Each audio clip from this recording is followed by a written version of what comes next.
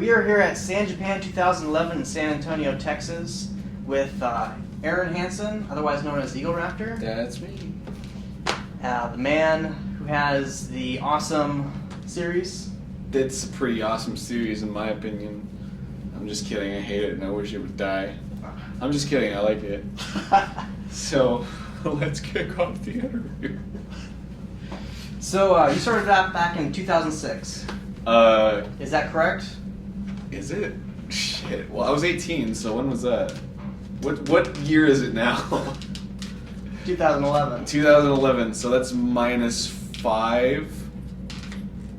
Okay, so I'm 20. Shit, how old am I? How about 2006-ish? Okay, 2006-ish sounds fucking fantastic. All right. Yeah, that was the year of Metal Gear Awesome. I remember February 23rd, that's when it was released. And you posted it up on Newgrounds first? Newgrounds.com, the place to go for Newgrounds. Did you ever expect that it would receive as much attention? No, as it did? no, it did. Are these loaded questions? Because this is, you know the answers to these questions, don't you? That's why you're trying to get it out of me.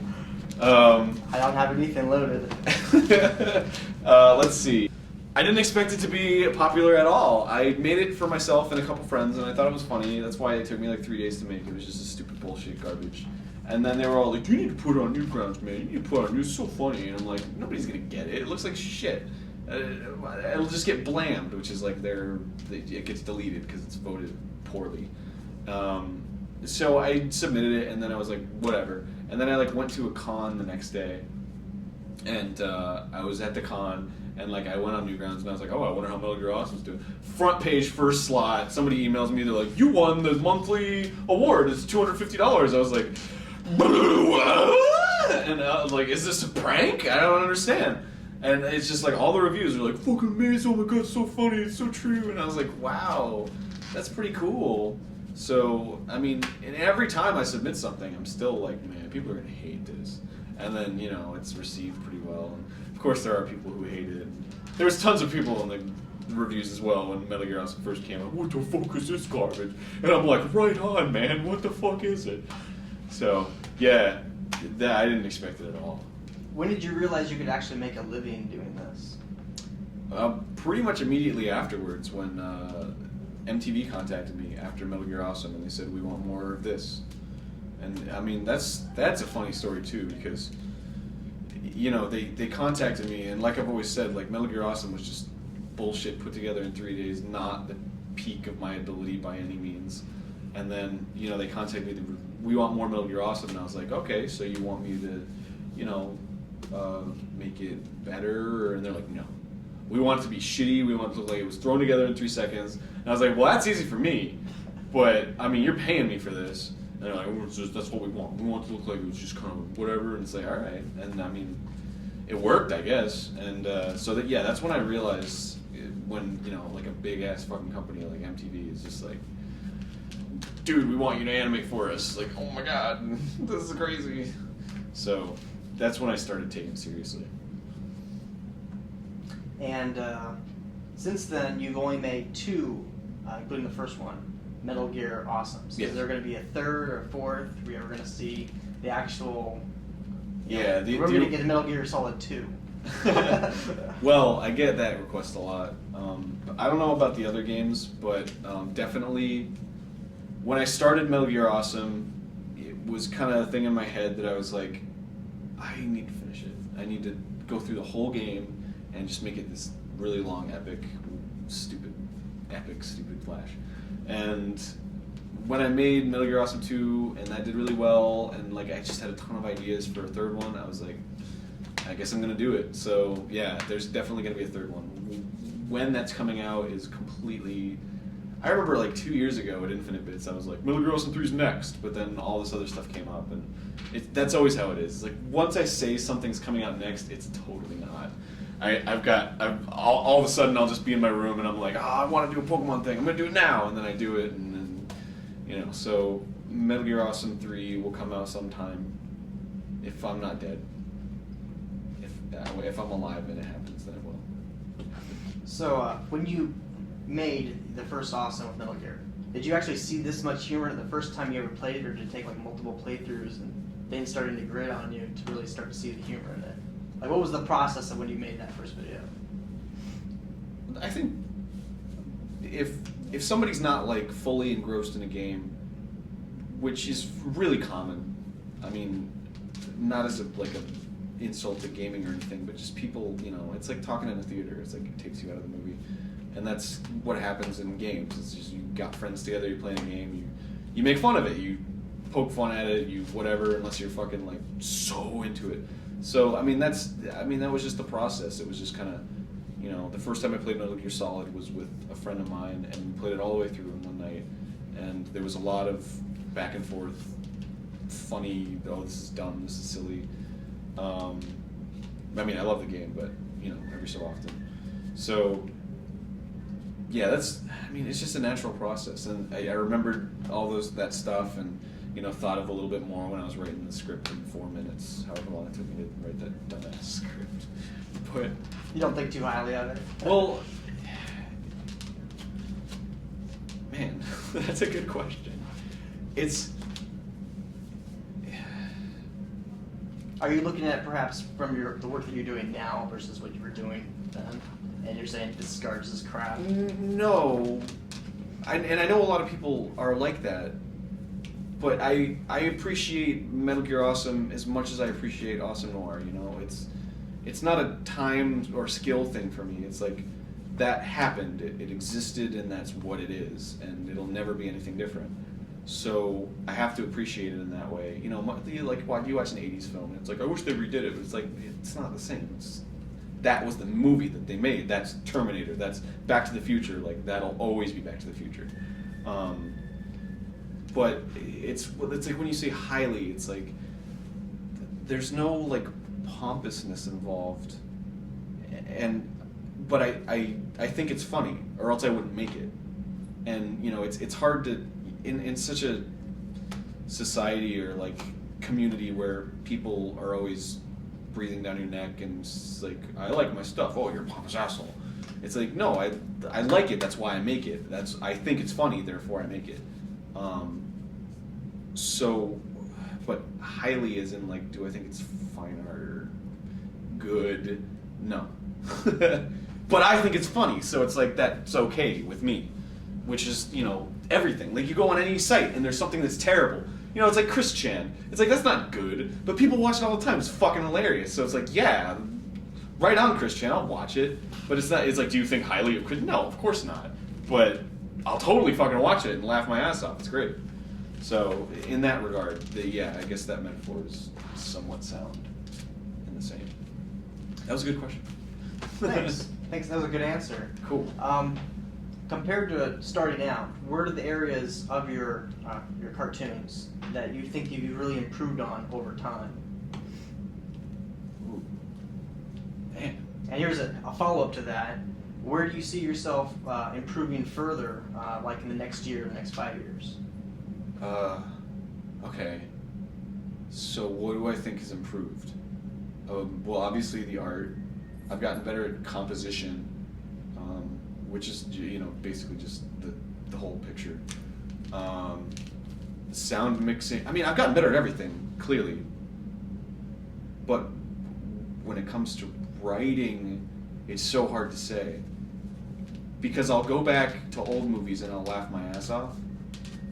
And they're like still funny to me. And especially when I like let them stew and I don't watch them for a long time and then I kind of forget jokes.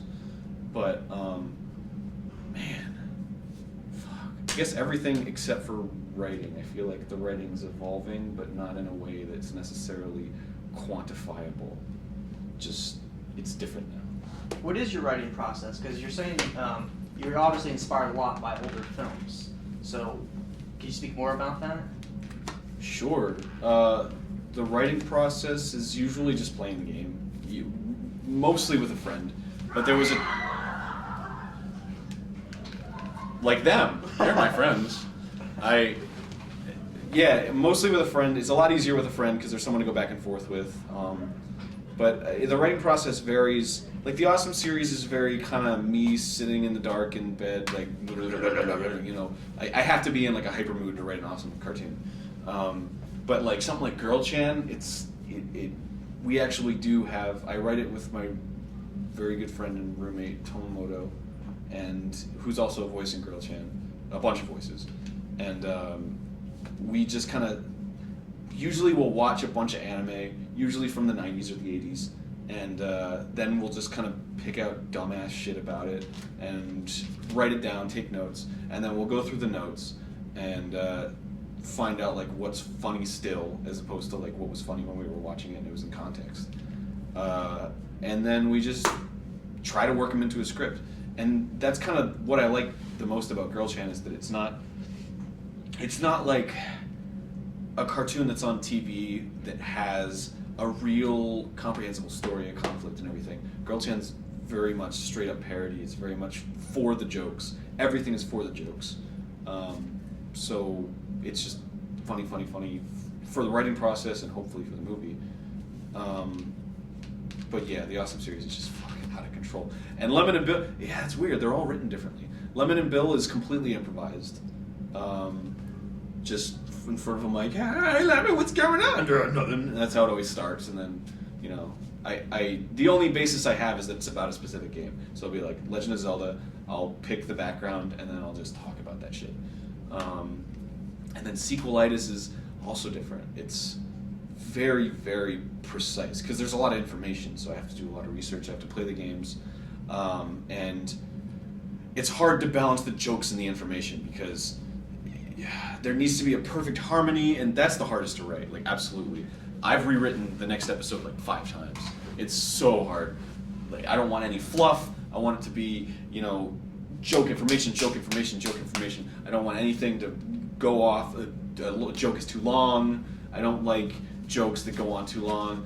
Family Guy, fucking chicken shit. I hate when they have the chicken fight. That's like the worst thing in the world for me. I hate it. Not a big fan of running gags. No, well, running gags are fine, but if they're in context, like take for example like memes, they're funny if they apply. Like if somebody's just like over 9,000 and someone laughs, it's like that's not funny. But if like there was the one over 9,000 joke that I thought was really funny was like it was a Control-Alt-Delete comic, and then on the door it said 1006, and then the next panel was Vegeta upside down, because like 1006 upside down is 9001.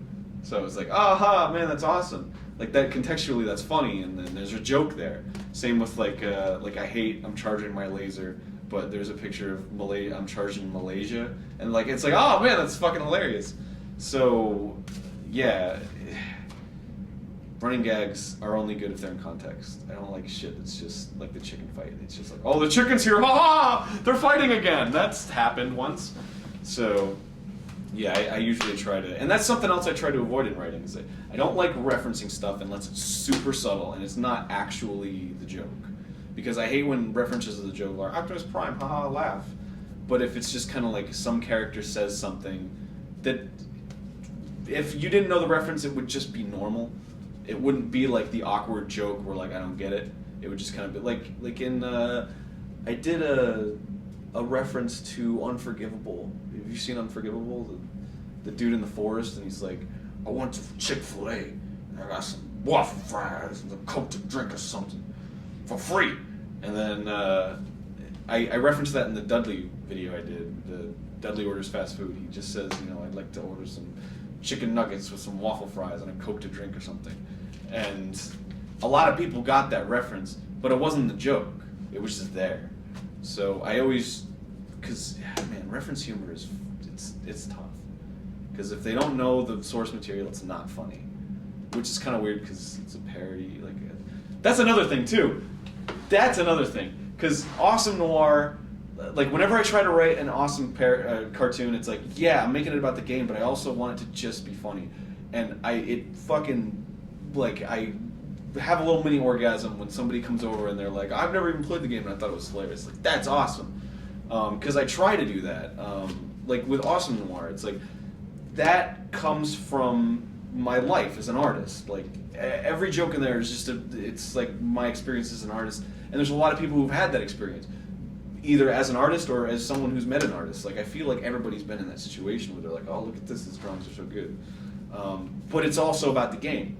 So it's it works on two levels. You're not looking to just appeal to people that are looking for humor in LA Noire. You're also looking for universal, mass appeal. And it's something as well as like, there's a lot of people that watch LA Noire, whatever, parodies or cartoons or whatever, and there's stuff that they can get because they know the gist of it. It's a game about detectives, and there's the truth lie doubt system, and there's a lot of story in it. Like, bam, that's it. You can construct a million jokes out of that, and that's totally fine. Generalizing. I don't know.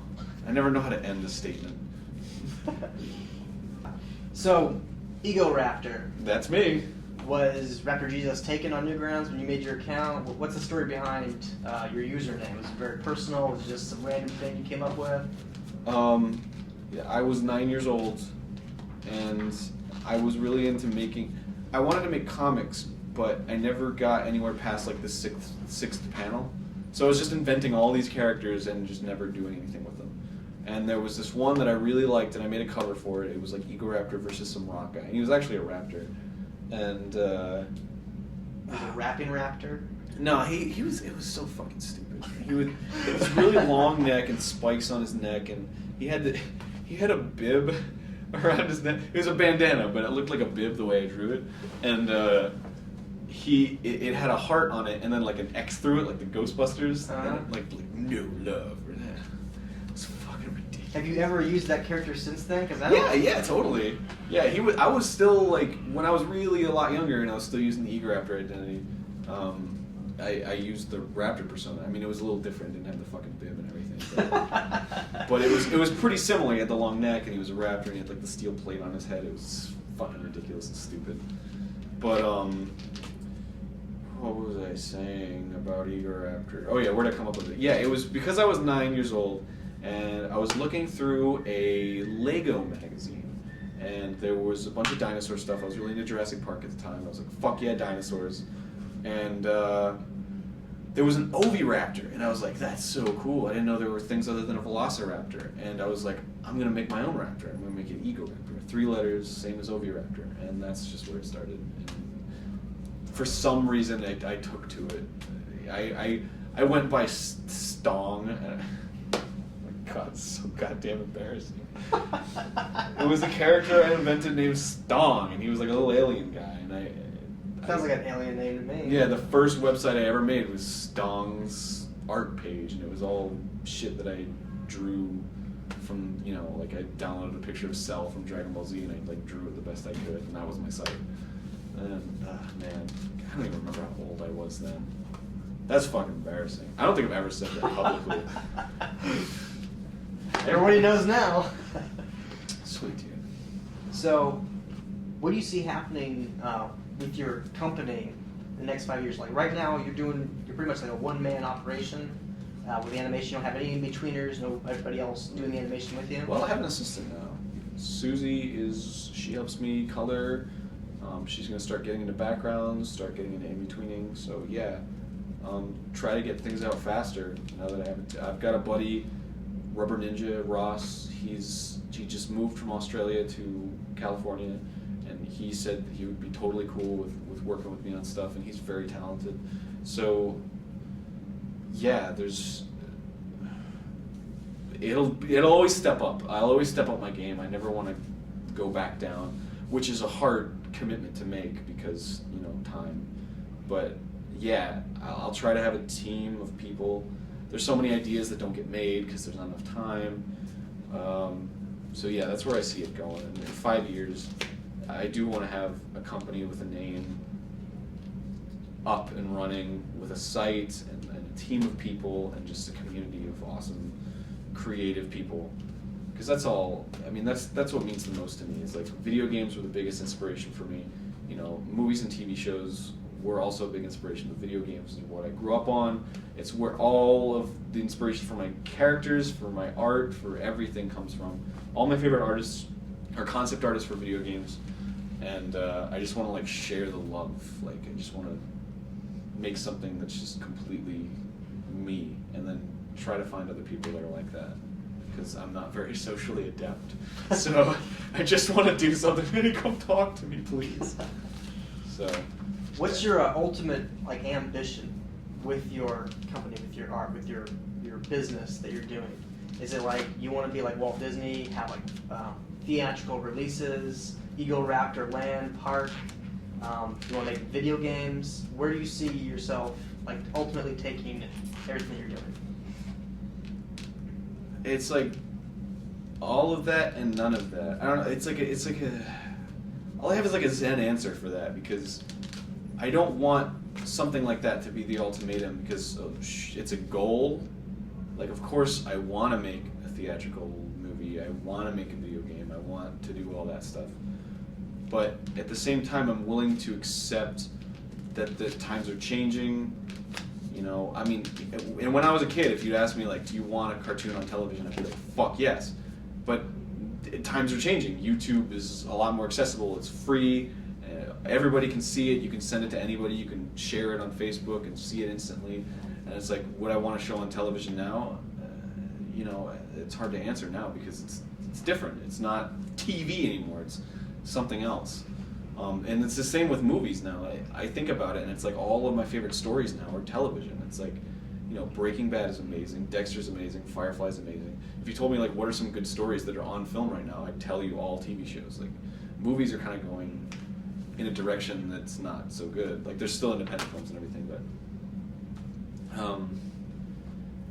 so it's hard to answer, and I guess the ultimate answer is that I just want to keep creating. I want to be in a point where there's never going to be a stop to it, and I think that'll be the happiest point, is just because it's always a journey, it's always an adventure to make something, and once it's done, maybe I'll revel in it for like a day or two, and then all this, it's like I need to make another thing. Like, it's partly an addiction, I guess, but it's an addiction that's healthy, or I don't know if it's healthy or not. Sit in a dark room all day animating, but if I can keep making people laugh, or keep making people inspired, or keep making people want to do things, or imagine, or whatever, then that's the ultimate, is to just keep it going, because that's all I want to do. And if I die and I've never made a game or whatever, but I've made a lot of people laugh, then that's all right with me. Just as good, if not better, than all that other stuff. Sounds fantastic. Is there anything you'd like to say to your audience, your fans out there? Suck my dick! I'm just kidding. I love you guys. You guys are great. You guys laugh at my jokes, and that's how I judge a character. It's true. It's oh man, it's the worst. That's what I'll just awkwardly come into a I'm so, like I said, I'm so bad at social situations. So if I come in and I hate talking about the weather, I hate talking about sports, I hate talking about what do you do. So I've just come in like I've known these people forever, and I'll just start talking about like farts and it's like a litmus test. It's like, if they're cool, then it's like a ha ha ha. You know, it's not like awkward laughter, it's genuine laughter. So that's like my judge of character. I'm like, okay, cool. But if they don't laugh, it's like, I don't think they're bad people or anything, but it's just kind of like, obviously we're not going to get along. So it's like anybody can be, oh, what do you do? But you still don't know if they're cool after you say something. Maybe that's just arrogance or something, but that's just how I do it, I guess. I'm terrible. Sweet. Thanks so much for sitting down and doing this interview with us. Thank you, dude. Again, we're at San Japan 2011, Egoraptor. That's me. And Carey, have a good day. You too, sir. So cool, man. I got a panel to go to. See ya!